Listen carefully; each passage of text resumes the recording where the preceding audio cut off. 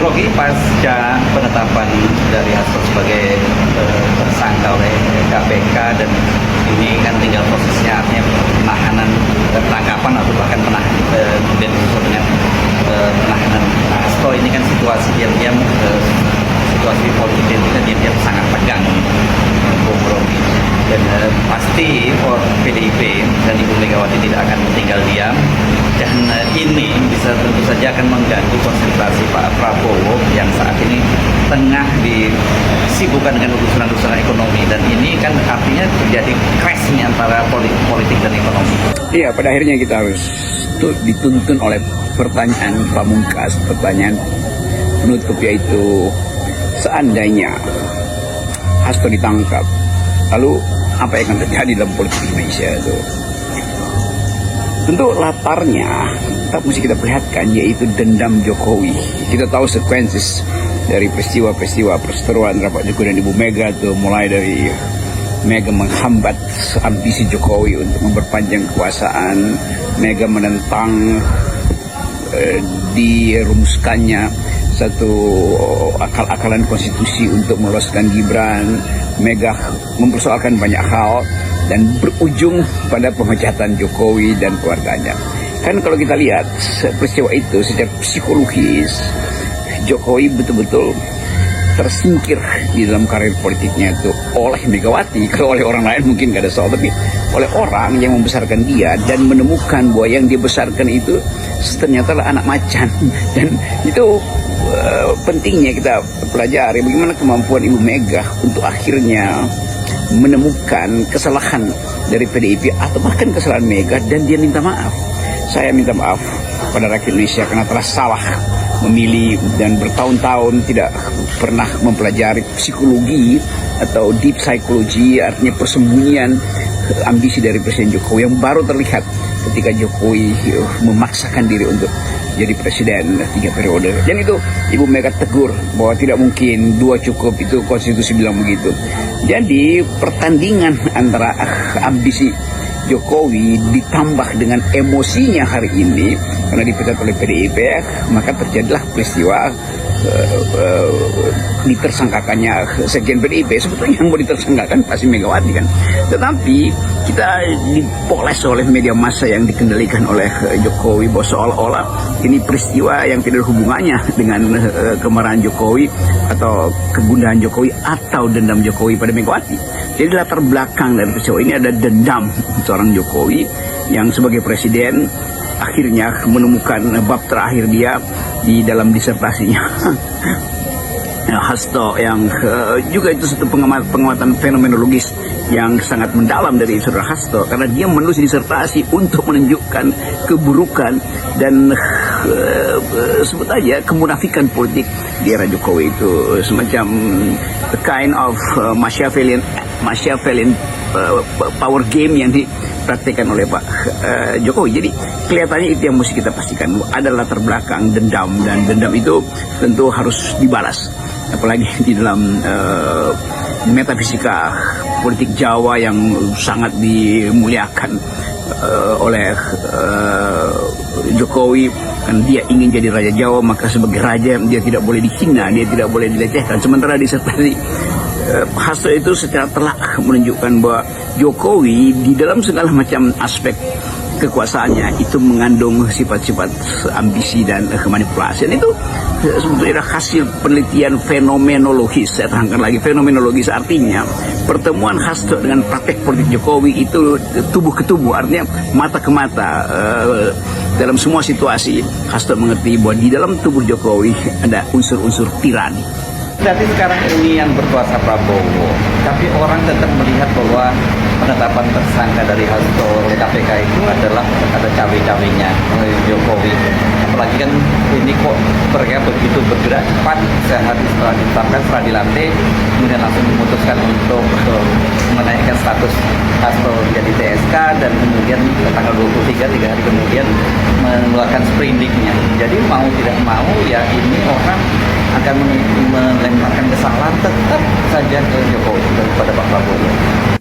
Ya tadi saya terangkan unsur-unsur tirani dari Joko Widodo yang dipetakan secara teoritis oleh Hasto dalam disertasinya dan diintip lalu diuraikan secara satiris oleh netizen. Jadi bertemulah antara studi fenomenologi kekuasaan melalui disertasi Hasto dan insting yang sangat dalam dari netizen yang menyebut bahwa Jokowi itu dalam bentuk penggambaran satire di mana-mana, wajah Jokowi dari sejak majalah Tempo memparodikan sebagai Pinocchio, lalu tumbuh lagi jadi semacam monster dalam banyak versi dari netizen, dimuralkan macam-macam itu, akhirnya disempurnakan di dalam pameran yang dibatalkan oleh istana terhadap hak untuk mengekspresikan keadaan istana melalui gambar-gambar satire dari Pak Yos itu kemarin yang kemudian dinyatakan sebagai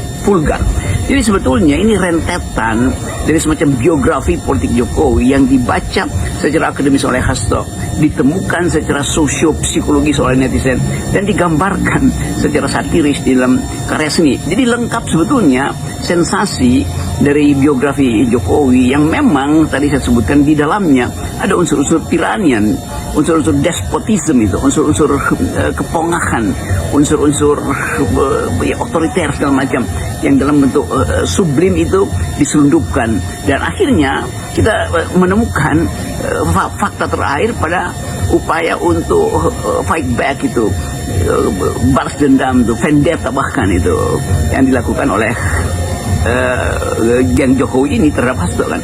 Karena ini bukan geng Prabowo, nggak mungkin Prabowo di dalam keadaan hari ini mau ambil risiko dengan memperkarakan sesuatu yang sebetulnya udah kadaluarsa, dan unsur-unsur yang ada di dalamnya sebagai unsur hukum itu yang harusnya dibuktikan sejak 5 tahun yang lalu itu baru sekarang dilakukan. Jadi tetap orang lihat bahwa di belakang Prabowo ada kekuatan Jokowi. Nah pertanyaannya, kenapa Pak Prabowo terlalu permisif terhadap keinginan dari Pak Jokowi itu? Tentu ada hal lain, ada perjanjian mungkin, tacit agreement yang diam-diam. Oke, Pak Prabowo tahu bahwa ini berbahaya demi stabilitas politik, tapi sebagai seorang yang paham tentang taktik dan strategi, Pak Prabowo menyimpan semacam strategi dengan mendahulukan sensasi publik terhadap penangkapan Hasto dan berupaya membaca secara sosiologis keadaan masyarakat. Kalau Hasto betul-betul ditangkap dan Ibu Mega berjalan kaki menuju KPK, kan semua itu kan satu gerak intelijen atau kemampuan membaca keadaan oleh Presiden Prabowo.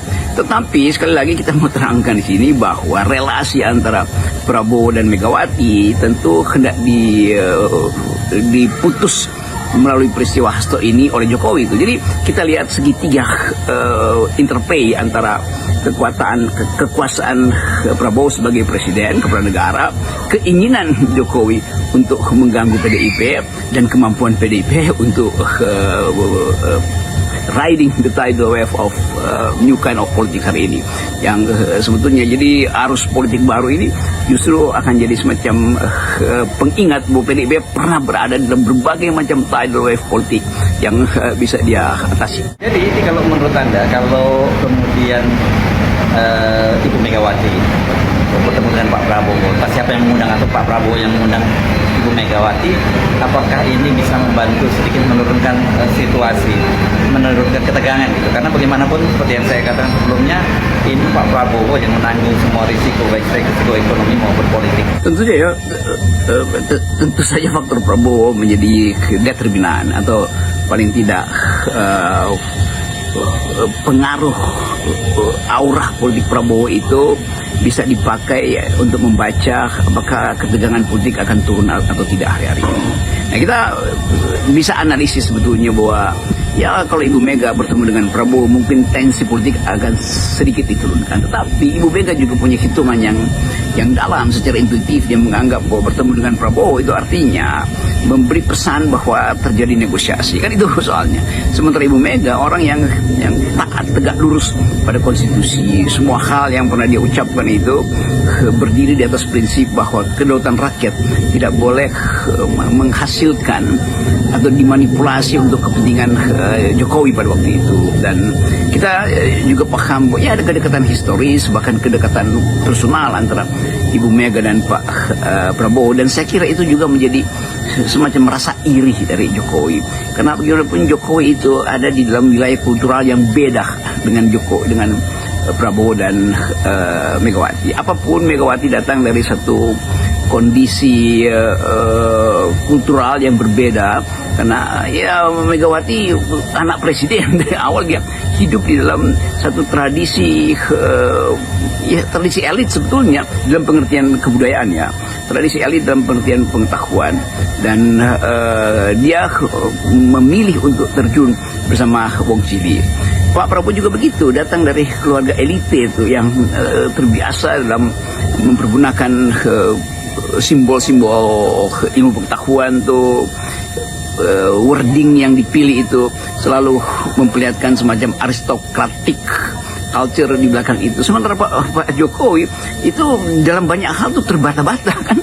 Kita harus lihat juga itu segi psikologi. Jadi ada semacam keirian Pak Jokowi terhadap persahabatan antara Prabowo dan Ibu Mega. Jadi kalau kita kaji itu secara yang kita sebut cultural studies, itu relasi kultural antara Jokowi dan Megawati itu lebih rendah dibandingin relasi antara Prabowo dan Megawati. Jadi relasi personal Megawati dan Prabowo itu punya kategori khusus, yaitu relasi aristokratik, kira-kira begitu. Sementara relasi antara Jokowi dan Megawati itu adalah relasi yang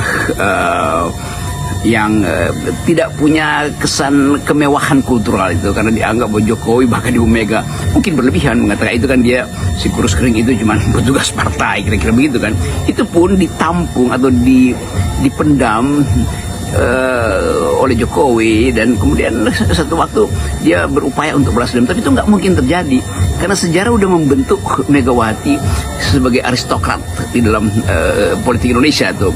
Tetapi Megawati punya partai yang sangat wong cili itu, sementara Jokowi mau dicitrakan sebagai wong cili, tapi nggak mungkin karena dia nggak paham tentang Soekarnoisme, dia nggak paham tentang dalil-dalil yang diberikan oleh sejarah tuh, dia nggak ngerti sejarah Indonesia tuh. Prabowo ngerti semua hal, bahkan dalam semua aspek kehidupan ilmu pengetahuan Prabowo fasih itu. Jadi kita juga mesti melihat ini semacam, ya kita sebut aja sebagai kekalahan kebudayaan Jokowi atau kekurangan pengetahuan Pak Jokowi menyebabkan beliau itu berupaya untuk tandingi dengan cara-cara yang sangat dangkal, itu keluarin sprindik. Bagaimanapun juga ini kan semua peristiwa ini terjadi di 100 hari pertama dari pemerintahnya Prabowo, yang seharusnya situasi betul-betul kondusif. Dan kalau seperti situasinya memanas seperti ini kan dampaknya akan sangat serius, akan mengganggu pemerintahnya Prabowo. Malah jangan-jangan banyak yang curiga ini memang sengaja diciptakan untuk ini, untuk mendorong agar Prabowo bisa jatuh di tengah jalan. Jadi ini PR-nya saya kira tetap di tangan, PR terbesar di tangannya Prabowo. Oke, saya kira harus kita simpulkan, atau minimal saya bikin prediksi bahwa peristiwa ini akan mendinamisir banyak peristiwa lain tuh. Kesulitan ekonomi, PPN 12%, hal-hal yang menyangkut politik dunia juga akan tiba di semester depan di awal Januari.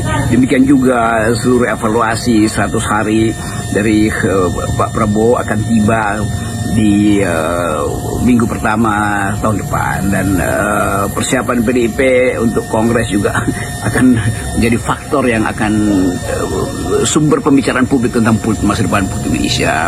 Sementara rupiah makin terpuruk, keadaan ekonomi memburuk, jadi semua hal itu akan jadi pertimbangan yang harusnya membuat Prabowo itu mengerti bahwa dia dipilih untuk menghasilkan harapan, dan di dalam teori politik kita sebut politik harapan.